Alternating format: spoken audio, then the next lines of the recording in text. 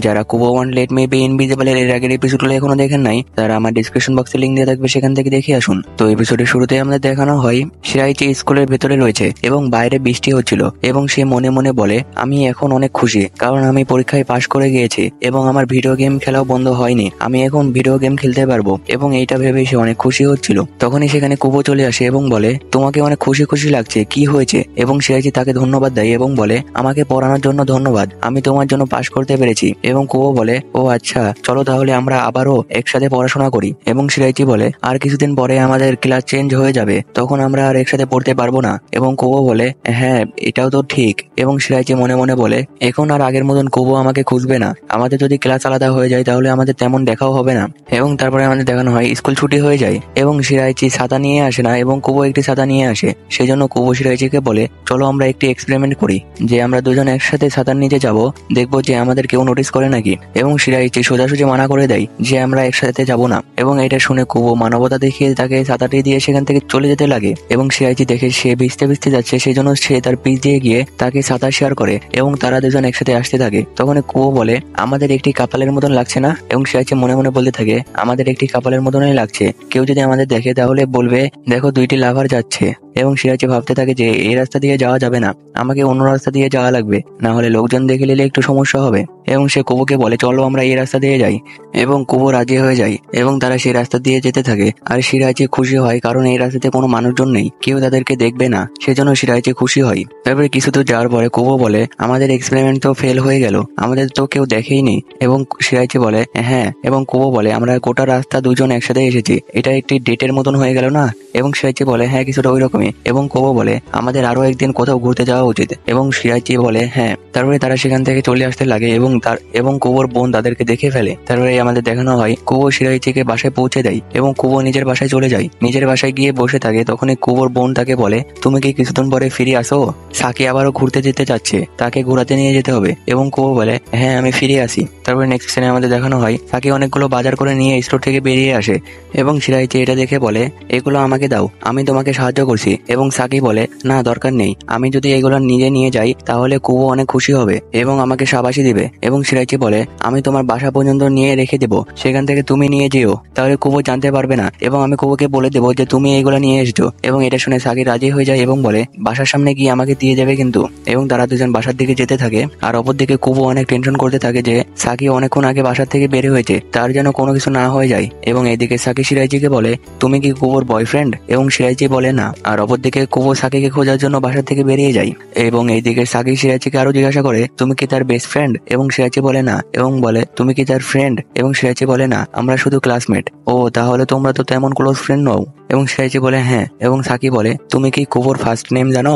এবং শিরাইচি বলে হ্যাঁ। এবং সাকি বলে আমার মনে হয় না যে তুমি তার ফার্স্ট নেম জানো, যদি জানো তাহলে আমাকে বলো। এবং শিরাইচি কোনো কিছু বলে না। তখনই সেখানে কুবো চলে আসে এবং কুবো এসে বলে তুমি ঠিক আছো? এবং সে দেখে শিরাইচি সেখানে রয়েছে। এবং সাকি কুবোকে বলে শিরাইচি তোমার ফার্স্ট নেমই জানে না। এবং কুবো বলে আমারও তাই মনে হয়, সে আমার ফার্স্ট নেম জানে না। এবং শিরাইচি বলে না আমি জানি। এবং কুবো বলে তাহলে বলো। এবং শিরাইচি বলে তোমার ফার্স্ট নেম নাগিচান, তোমার ফার্স্ট নেম নাগিচান। এবং এটা শুনে কুবো খুশি হয়ে যায় এবং সাকিকে বলে তুমি কি এর ফার্স্ট নেম জানো?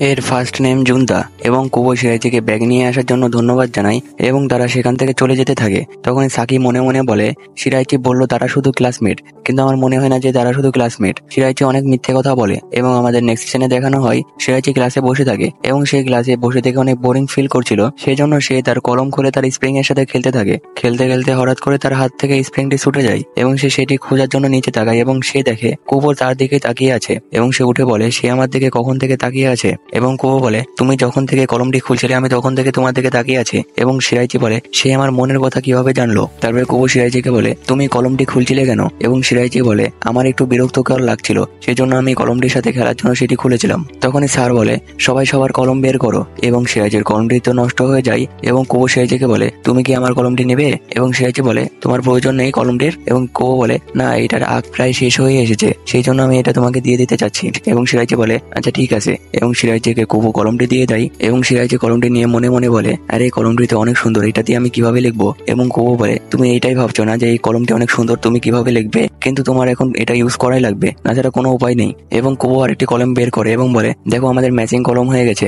এবং ক্লাস শেষ হয়ে যায় এবং কুবু শিরাইচিকে বলে, এইগুলা রাখো, তোমার যদি কলমের আগ শেষ হয়ে যায় এইগুলা আবার ভরে নিও, তাহলে তুমি আবার কলমটি ইউজ করতে পারবে। এবং শিরাইচি বলে, এইগুলা যেহেতু দ্বিতীয়বার ইউজ করা যায় সেহেতু তুমি 2টি কলম কিনেছো কেন। এবং কুবু বলে, আমি কেনার পরে কাছে বুঝতে পারি যে এটাতে আগ ভরে দ্বিতীয়বার ইউজ করা যায়। তারপরে আমাদের দেখানো হয় তাদের এই বছর শেষ হয়ে আসে এবং দ্বিতীয় বছর তারা অন্য ক্লাসে চলে যাবে, সেজন্য তারা এনজয় করার জন্য রাতে একসাথে থাকে।